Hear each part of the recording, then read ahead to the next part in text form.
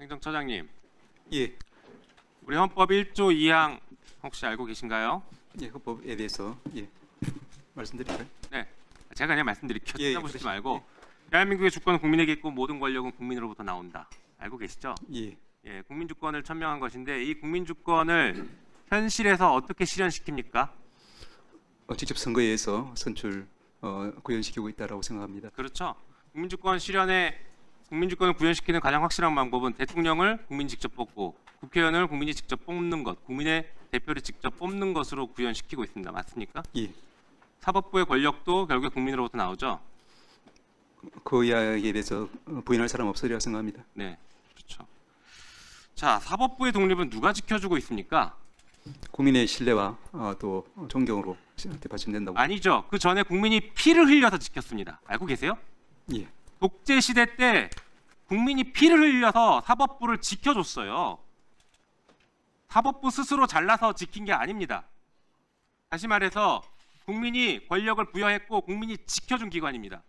그러면 국민을 배신하면 안 됩니다. 동의하십니까? 저희들은 그런 국민들에 대해서 늘 감사하고 있습니다. 자, 지금 국민들이 어제 전업 판결을 보고 나서 화가 나 있는 분들이 굉장히 많습니다. 혹시 알고 계세요? 뉴스를 계속 보고 있습니다. 화가 난 지점이 뭔지 아십니까? 판결을 잘했다 잘못했다의 개념이 아니에요.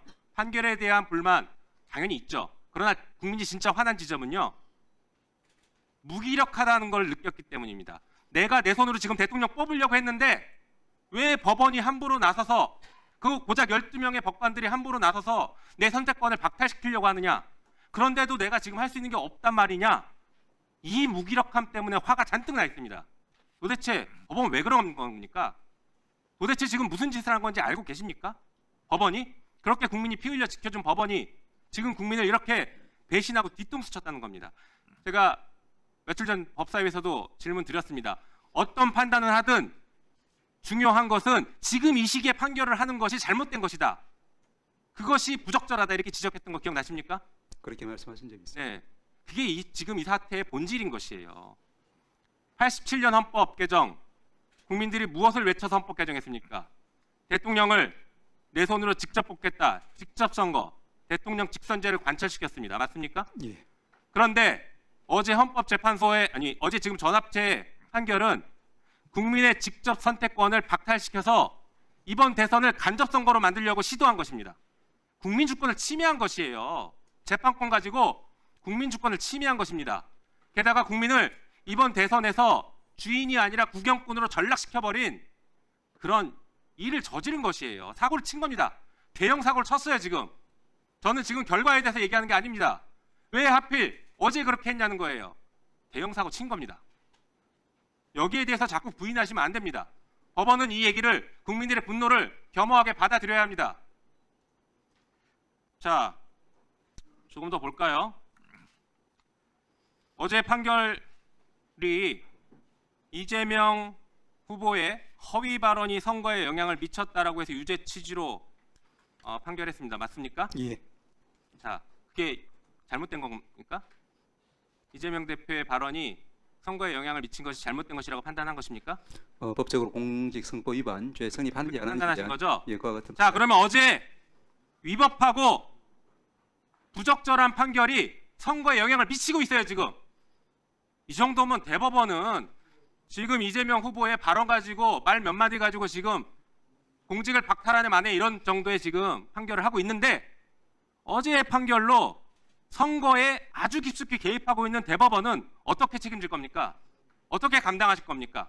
위원님 잘 아시겠지만 국민 직접 선출을 통한 국회와 또 대통령의 선출, 그것과 또 별개로 법치주의는 꾸준히 그 나름대로의 어떤 그 역할을 수행하고 있다고 생각합니다. 법치주의의 시간이 아니라 지금 국민주권의 시간인데 법치주의가 함부로 끼어들었다는 걸 얘기하고 있는 것입니다.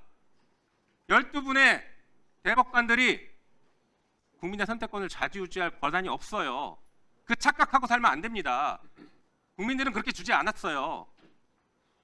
국민의 선택의 시간은 법원이 뒤로 물러나 있으라는 겁니다. 그게 우리 헌법 정신이에요. 자, 구체적인 것도 하나 더 물어보겠습니다. 이번 사건 처리할 때 12명의 대법관들에게 기록 다 복사해 줬습니까?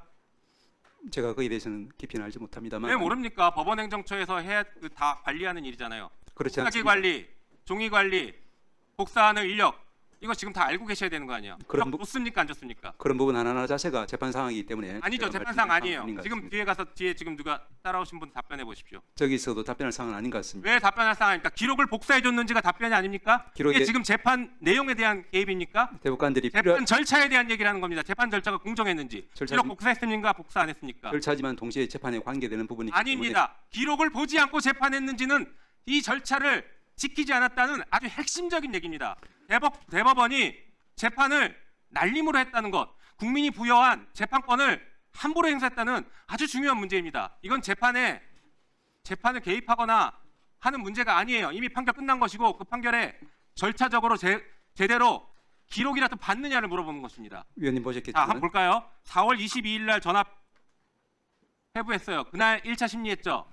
22일 날 예. 하루 만에 기록 7만 권을 12명에게 복사해 줄 수 있을까요? 복사해 줄 수도 없고 복사해줘서도 안 읽어보고 1차 심리했다는 겁니다. 4월 24일 날 2차 심리했습니다. 그때 기록 봤을까요? 못 봤어요. 이게 일반인이 기록을 본다라고 하면 이게 잠을 안 자고 봐도 16.2일이 걸립니다. 한숨도 안 자고 기록 7만 페이지 보면 16.2일이 걸려요. 그런데 이틀 만에 기록 복사 다 해주고 다 봤다고요? 예, 위원님 답변해도 되겠습니까? 네, 답변하세요. 예, 두 가지만 말씀드리겠습니다. 위원님이 보셨다시피 이 전압 다수 의견, 다수 보충 의견에 이렇게 표시되어 있습니다. 대법관들이 빠른 시기에 1심과 원심 판결 그리고 공판결 기초로 사실관계와 쟁점 파악에 착수했고 상고이유서, 답변서, 의견서 접수되는 대로 지체 없이 제출 문서를 읽어보고 내용을 숙지했다라고 판결에 기재되어 있습니다. 또 하나 말씀드릴 것은 이제 대법관들은 그 수많은 이제 재판 연구관들과 유기적 일체가 되어서 서로 이제 그 기록을 검토하고 해서 최종적인 대법관이 직접 기록을 봐야죠. 재판 연구관이 기록 본 거 가지고 지금 재판했다고 하는 겁니까? 그래서 대법관 증언을 해야 될 것 같습니다. 동의하십니까? 동의하지 않습니다. 왜 동의 못해요? 재판 상황이기 때문에 동의하지 않습니다. 대법관을 증언하는 게 재판상입니까? 말씀드린 것처럼 심정 개시에 이르는 여러 가지 과정 중에 일부가 그 기록을 보는 부분이고 거기에 대해서 대외적으로 공개한다는 것 자체는